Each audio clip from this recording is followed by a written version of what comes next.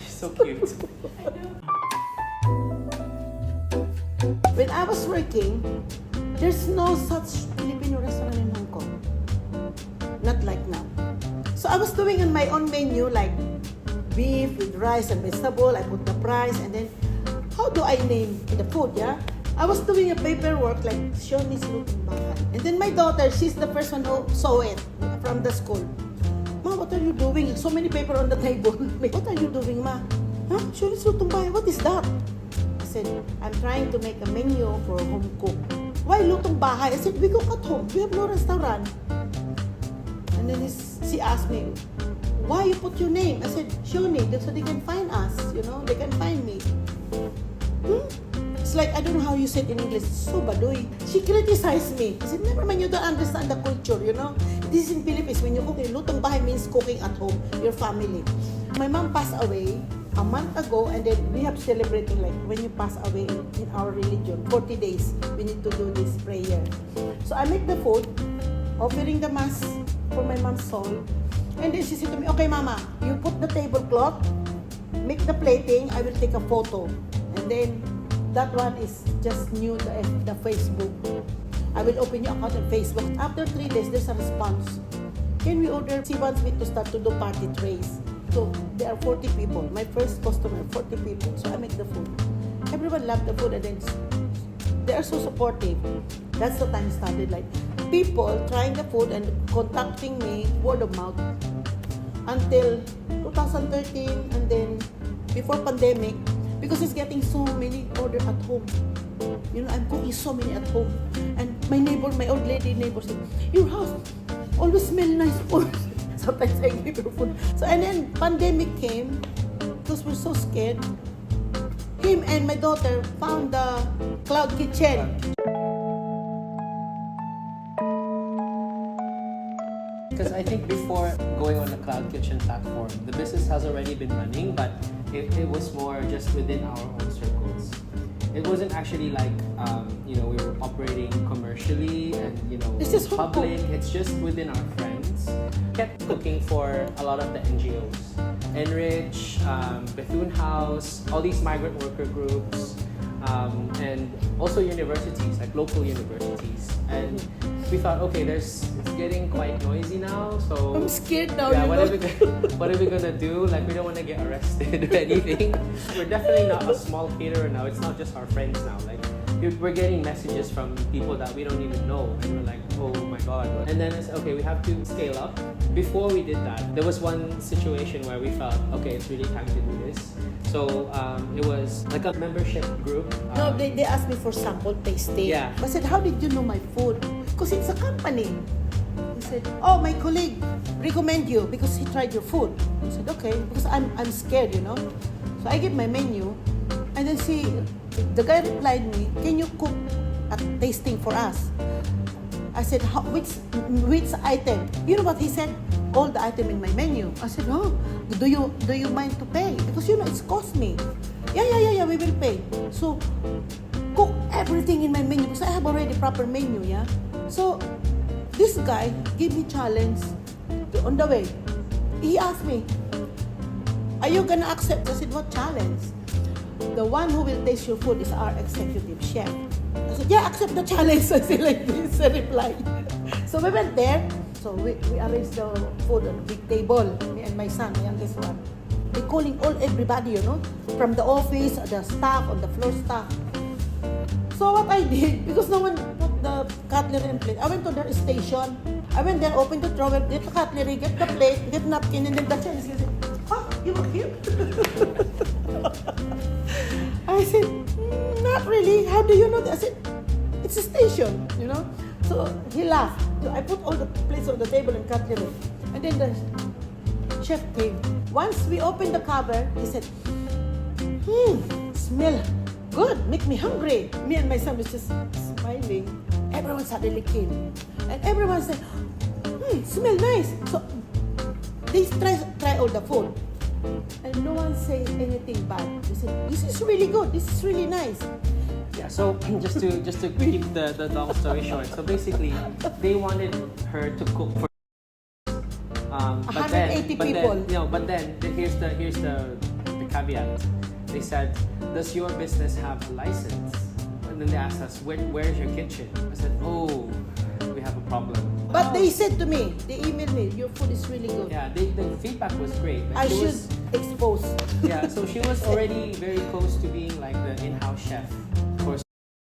But maybe, obviously fate had other plans, and that's what made us open the cloud kitchen.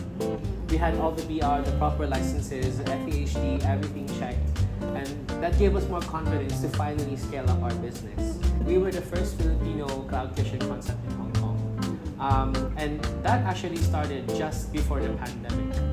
So in fact, we're not a restaurant, right? We are a kitchen, cloud kitchen. And in fact, a lot of restaurants were shut during COVID, and people turned to food delivery platforms. So that's what actually helped our business. So 2 years there, and then that allowed us to scale up even more. We were on these food delivery platforms, and we were reaching a lot of new customers around the area here. And then obviously social media, was such a big trend by that time already. And that's where I come in. It's right? the people promoted it, not us, honestly. So I would say our partnership, how we work is, it's basically tradition meets modernity, and that's kind of how we try and really push the business forward. Because he's a young one, millennial, because social media, achuchu. Yeah, because I think a lot of food businesses these days was actually, really giving you this sort of exposure, right?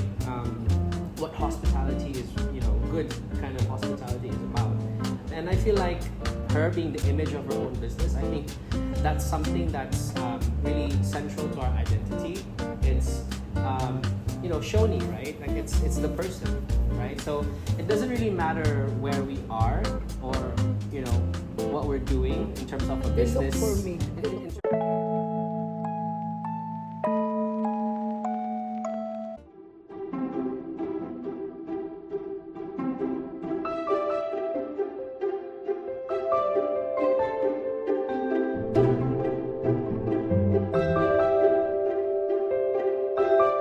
I just smile because I don't know how to say, but I'm just thankful that they recognize me. I think for it's not that. us as Hong Kong Filipinos, I think it's really important to get that kind of recognition, because we call Hong Kong our home, right? And to have, recognition from, the highest sort of government authority for Filipinos in Hong Kong, it's really an honor, I think that's kind of a testament to our business and what we do. It definitely didn't happen overnight, right? Like I said, we started small, just cooking for friends. Imagine you cooking your home. Yeah, and this is back in 2013, and throughout that time, we've already had some engagements with the consulate and a lot of other Philippine businesses that come to Hong Kong for events. We've done all of that, and so it definitely wasn't overnight. And I think that anniversary that we celebrated this year, back in April, that was really a testament, and I think paying back for the people that I don't even know them, but they come here like, oh my God, there's so many, my customer. This is really important to highlight in today's kind of trend, where you will hear all of these things about best restaurant, Michelin star. Not to say that these other kind of awards or they're not credible or but it's like. It's so saturated now. Like literally any restaurant can have some sort of award in Hong Kong, and that's the dilemma with Siony's, because we're not a restaurant. So we often get left out in a lot of dining reviews, because it's very unconventional what we're doing. We don't have a brick and mortar space where people can sit down, they have the whole dining experience. We actually go to their homes. We're being part of their lives, their experiences. Like we cook for birthdays, we cook for even funerals, we cook for weddings, all these very truly intimate moments, we're a part of that. We also catered, I think the record-breaking event to date, like in the whole 11 years that we've been doing this, is we have catered for a Buddhist association in Sha Tau Kok. It was a full day event. It was 400 people. They were all Buddhists. There was no Filipino. They were all local, and it was amazing because it was the first time they're trying Filipino food. But just the impact that we made to a lot of people's lives. That's actually what helps us, keeps running. I can't stop. Even I was in Philippines because my WhatsApp kept running. So many orders. I said, I'm sorry, I was on holiday. We've been doing a lot of events, and it's funny because we also have our Kamayan Feast because we are a caterer. I have a menu there. Yeah, we are a caterer, so we do budol fights or Kamayan Feast in people's homes. Yeah, I set up. Yeah. Without extra charge. I just go there, I want to show them the art, how we make the food. And then they're watching me, He helped me do the thing. And then the people like the owner, the one who ordered, looking at me. And then wow, something like this. They don't want to touch the food because they said it's so beautiful. Actually, I wanted to talk about the term budol and Kamayan. Budol is actually on a colonial context. So budol is like a American military term, but it's kind of American slang, kabudol, meaning you have to finish it as quickly as possible because you're in a war. But whereas Kamayan Feast, it means eating with hands and eating together in a communal setting. So that's why we call it Kamayan rather than budol, but it's not really a big deal. In this year, all of the Kamayan Feast that we did in Hong Kong, well, fortunately, it's not Filipinos. It's not. Interestingly, it's a lot of the Chinese families. And Western. It's interesting because we've had 2 Kamayan Feasts catering in really high-end neighborhoods where all the tycoons live. So we met the whole family, and it was super high security, and they were just curious. They don't even comment or message. They just found a way to contact my mom. Yeah, mid-levels is my area. Yeah, and then if they have maids there, Filipino maids, usually they're Filipino. They're like, oh my God, we're so proud. Thank you for doing this. You're doing something great. Blah blah blah. And then she would give them loads of food. So yeah, it's a really rewarding feeling, and that's kind of what's central to this concept, this brand. It's tradition. It's home cooked. It's authentic.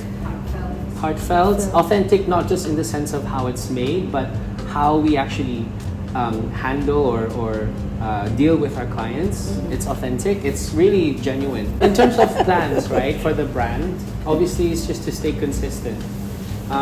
It does get overwhelming, right? Especially during peak season like Christmas, we're already having a lot of inquiries.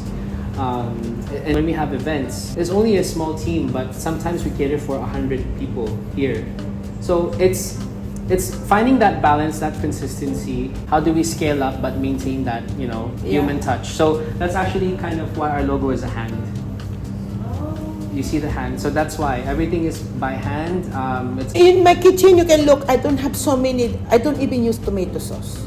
You only see soy sauce, maybe chicken powder, maybe salt and pepper, whatever in there, because I don't believe on this commercial bottle. I want the fresh one,